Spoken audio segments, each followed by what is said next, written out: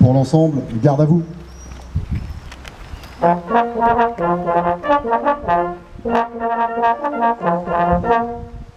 Prêt pour les couleurs? Envoyez.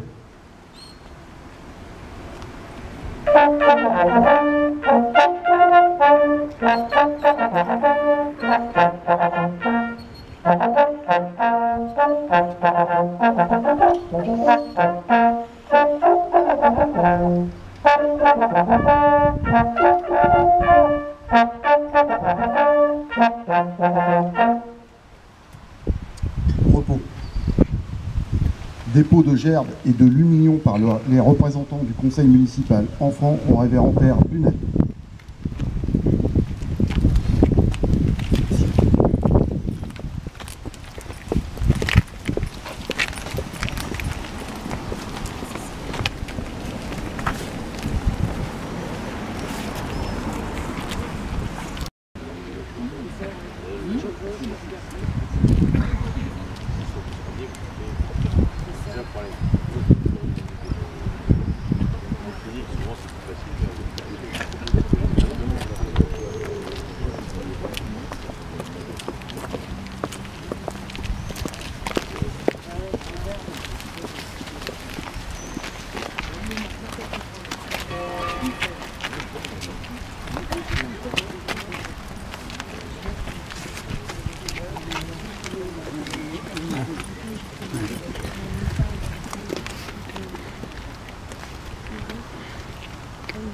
Dépôt de gerbes au monument aux morts.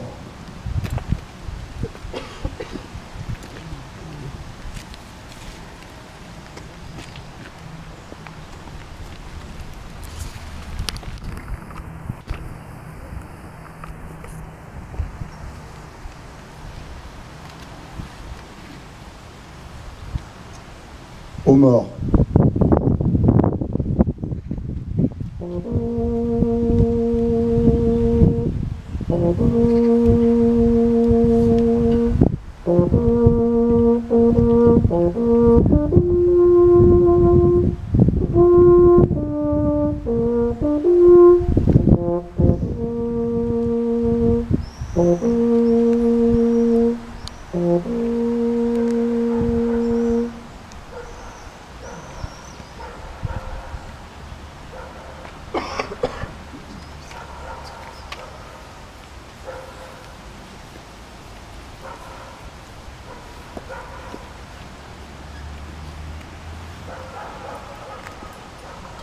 Ouvrez le banc.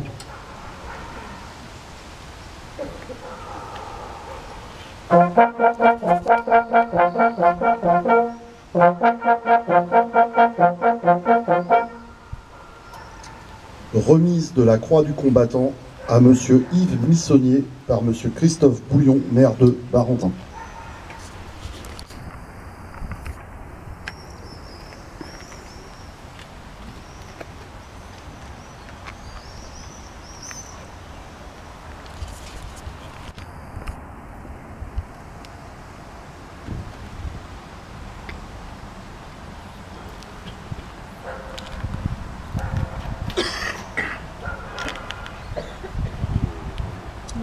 Remise de la médaille commémorative AFN à Monsieur Yves Missonnier par Monsieur Christophe Bouillon, maire de Barentin.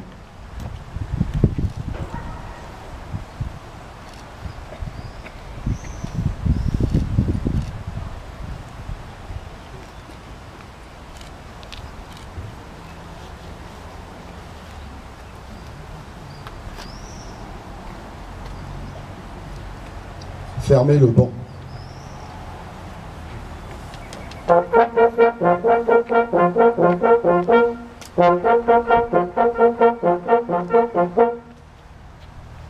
Allocution de Monsieur Christophe Bouillon, maire de Barentin.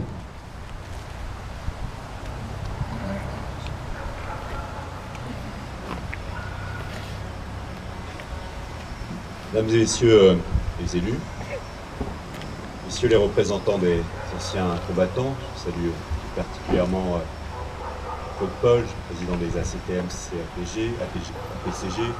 Je salue également Claude Boulard, représentant de l'UNC. Je voudrais saluer également celles et ceux qui, en tant qu'anciens combattants, exercent d'éminentes fonctions dans différentes instances et qui, par leur présence, montrent la force et l'énergie encore présente du monde combattant qui souhaite, en étant comme nous devant le monument aux morts, rendre hommage à celles et ceux qui se sont qualifiés par leur courage, leur dévouement. Nous venons à l'instant de récompenser, de saluer l'un d'entre eux. Je voudrais saluer également les différentes autorités, saluer le capitaine David Levasseur qui représente la gendarmerie. Je dirais dans quelques instants combien qu'elle représente le travail efficace qu'elle a pu faire côté de la police municipale. Je salue son chef Pierre Alexandre et puis également les sapeurs-pompiers qui nous accompagnent toujours au moment des commémorations, des cérémonies patriotiques et à travers Charles Comont, on va saluer l'ensemble des forces, des bénévoles qui, avec les professionnels, assurent là aussi notre sécurité. Nous aurons l'occasion dans quelques instants de souligner ce travail, saluer la protection civile qui est très présente sur notre territoire, à la fois dans différentes manifestations, mais qui assure aussi des missions essentielles. Remercier également la présence du conseil municipal jeune, fidèle au poste, j'ai envie de dire, toujours présent non seulement dans ces occasions, mais aussi dans différentes manifestations de la ville.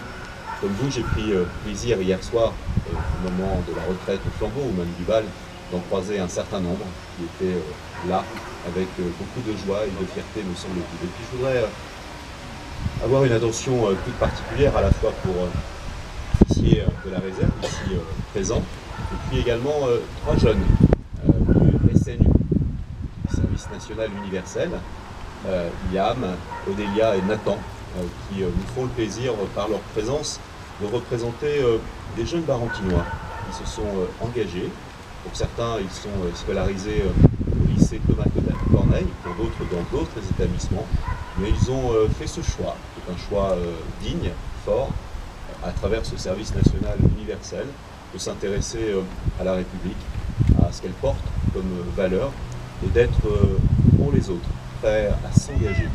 Le mot engagement, nous le savons, compte particulièrement, notamment aujourd'hui. Je voudrais saluer également l'harmonie municipale, sous la baguette de son chef, qui, par sa présence, rehausse à chaque fois nos cérémonies. Si nous sommes rassemblés aujourd'hui, c'est à la fois, comme le veut la tradition, pour fêter le 14 juillet, c'est-à-dire se remémorer non seulement ce moment historique, qui est plus en lien d'ailleurs avec 1790 que 1789, parce que c'est le moment de la fête de la fédération qui a été décidé tous les ans qu'il puisse y avoir un rassemblement, et c'est beaucoup plus tard, vers la fin du XIXe siècle, qu'une loi a fait que nous nous rassemblons ici à Barentin, mais dans beaucoup d'autres communes de France, devant le monument aux morts, pour saluer cet événement essentiel dans l'histoire de notre République. Car nous avons, et vous le savez, sur le fronton de nos mairies, inscrit ces valeurs de la République que sont liberté, égalité, fraternité, et je n'oublie jamais, pour ma part, de souligner qu'elle accompagne aussi cette valeur cardinale que celle de la laïcité. Nous avons, comme cela, cette occasion rare, non seulement de rappeler un fait historique, mais de revisiter ces valeurs de la République, souvent à l'aune de l'actualité. Dans quelques jours, dimanche, nous fêterons aussi celles et ceux qui, par leur engagement, par leur courage, au sacrifice de leur vie, ont cherché à sauver des vies humaines. Tout à l'heure, comme nous le faisons traditionnellement ici à Barentin, nous sommes allés nous recueillir devant la statue du Père Jacques. Le Père Jacques est ce qu'on appelle un juste parmi les justes. C'est-à-dire que lorsqu'il était à Avon, du côté de Fontainebleau, comme enseignant, prêtre, il a décidé, au péril de sa vie, de sauver des jeunes enfants juifs. Il a été pour cela interpellé, incarcéré. Il est sorti des camps, mais il en est mort. Et quand nous faisons ce geste, assez simple finalement, et à travers lui, nous saluons le courage et la force de celles et ceux qui ont eu cette force extraordinaire de ne pas douter un seul instant, ni des valeurs de la République, ni de ce qu'il fallait faire.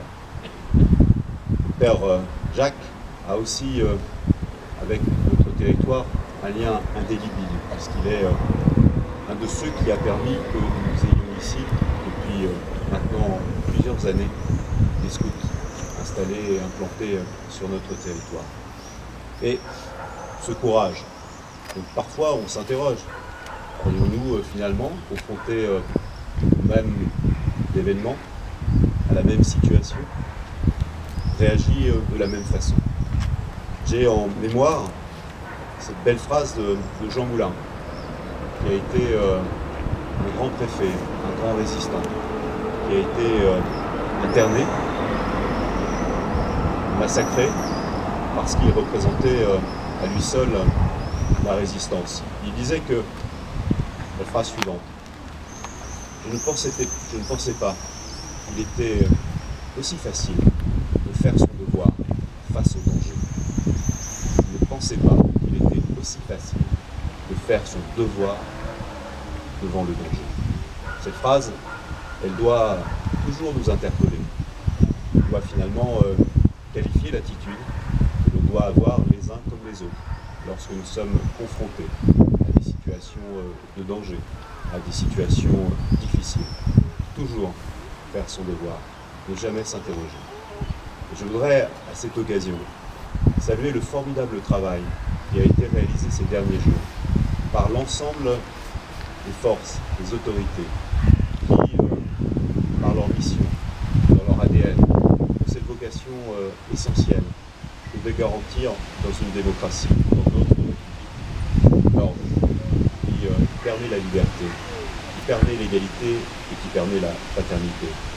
Je voudrais, à travers vous, capitaine Levasseur, saluer le travail de la gendarmerie nationale, présente sur notre territoire dans beaucoup de communes environnantes. Aux côtés des responsables et des forces de la police municipale, vous avez assuré avec beaucoup d'efficacité la sécurité sur le territoire, cherchant comme nous tous l'apaisement, la tranquillité, le retour à l'ordre, ce qui permet bien évidemment à l'ensemble des citoyens et des habitants d'un territoire de pouvoir vivre en paix. Je voudrais saluer également le travail des sapeurs-pompiers qui, pendant ces périodes, ont été mobilisés fortement. Il y a là des professionnels et des bénévoles.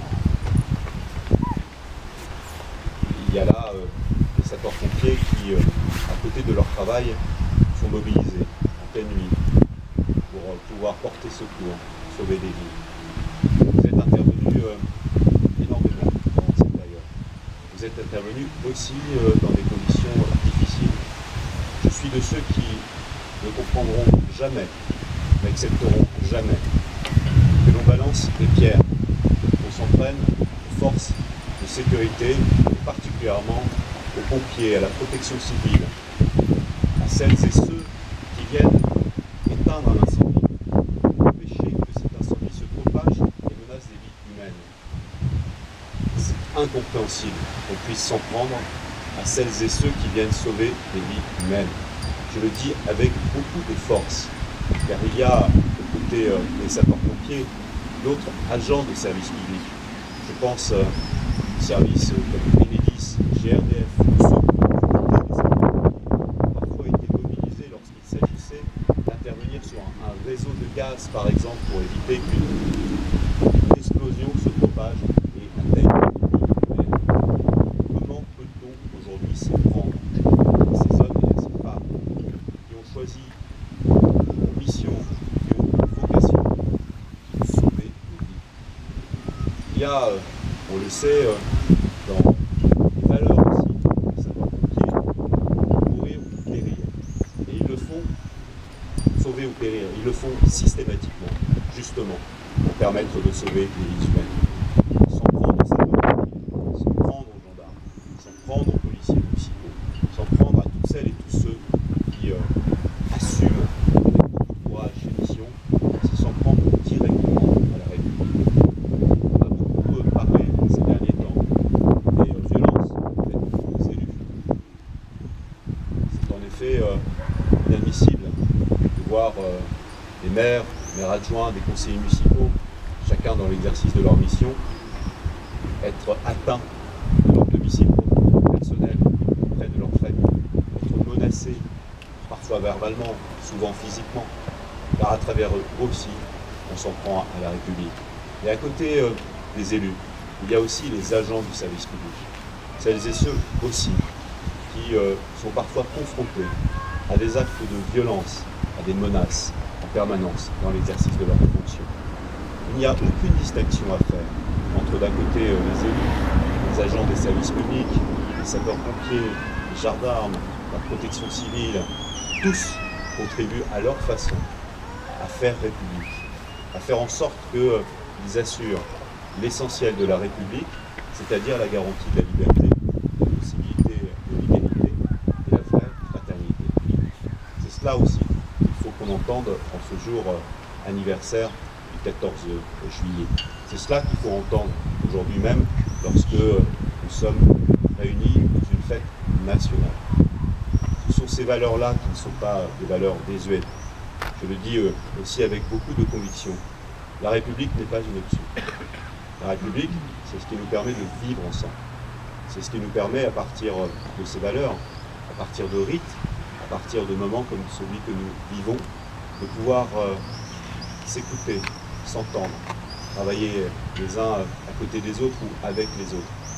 Faire en sorte à ce que nous puissions adresser à la jeunesse de France et transmettre ce message de celles et ceux qui, eux, n'ont jamais douté, comme le père Jacques ou Jean Moulin, lorsqu'il s'agissait d'être en situation de courage et en situation de devoir. On pourrait nous dire que ces événements sont lointains. On pourrait nous dire que tout cela appartient à l'histoire et au passé. Dans quelques jours encore, le 22 juillet et le 21 juillet, et ici particulièrement dans ce territoire, le 22 juillet, on rendra également hommage à les résistants. Nous avons cette tradition sur notre territoire, à Kabylie, Bouville et Saint-Père, de rendre hommage par exemple au frère Martin et à d'autres, qui là encore, alors qu'ils n'étaient pas soldats, alors qu'ils n'accomplissaient pas dans leur quotidien des missions de la République, ils n'étaient ni gendarmes, ni pompiers, ni militaires. Pour le coup, ils étaient agriculteurs. Et pourtant, comme agriculteurs, ils ont cherché à protéger les résistants, à accueillir chez eux les résistants. Et faisant cela, ils ont été, là encore, internés et fusillés par l'occupant à ce moment-là. C'est tout cela qu'il faut se rappeler. C'est cette chaîne continue de courage, de dévouement qui nous fait avec eux communier et finalement avec eux vouloir toujours faire notre devoir. Le 14 juillet, on le sait, on évoque souvent la prise de la Bastille, même si l'histoire nous apprend que la prison était quasiment vide. Je crois qu'il n'en restait qu'un seul. Et pour des faits qui n'avaient rien à voir avec l'absolutisme de l'époque. Et là encore, si on se cherche des nouvelles Bastilles, je le dis, piller un magasin d'une grande marque, ce n'est pas prendre une Bastille. Brûler la voiture d'un salarié qui en a besoin pour aller travailler, ce n'est pas prendre une Bastille. Brûler une mairie qui accueille les citoyens pour l'état civil, pour différents services, ce n'est pas prendre une Bastille. Brûler une crèche, une école maternelle, ce n'est certainement pas prendre une Bastille. Si on cherche des Bastilles pour l'avenir et pour aujourd'hui, il y en a dans les combats que nous devons mener pour garantir pour les générations qui vont venir, même pour nous aujourd'hui, qui subissons déjà les phénomènes qui sont liés à cela. Battons-nous pour lutter contre le changement climatique. Battons-nous pour la solidarité. Battons-nous pour faire en sorte que, parmi ces 3 valeurs de la République, la fraternité soit réellement vécue. Voilà des Bastières, voilà des combats. Et s'il y a un message à adresser à chacun d'entre nous, c'est de faire en sorte à ce que ces combats-là soient menés avec le même dévouement, le même courage que ceux que nous venons de rappeler aujourd'hui, le parcours remarquable et l'exemple d'arrivée qu'il porte pour la jeunesse de France. Merci de votre écoute. Vive la France, vive la République et vive le 14 juin.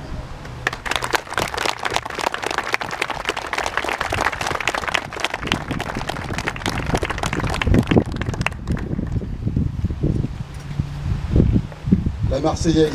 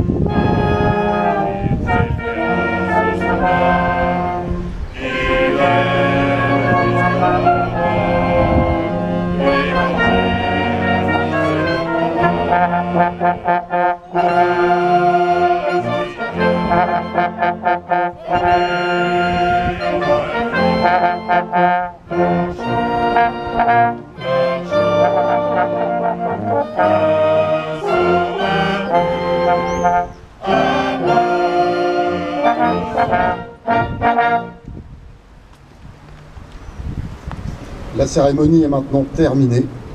À 11h30, remise d'écussons et de fourragères par les sapeurs-pompiers de Barentin, place du commandant Duboc, suivi d'un vin d'honneur offert par la municipalité.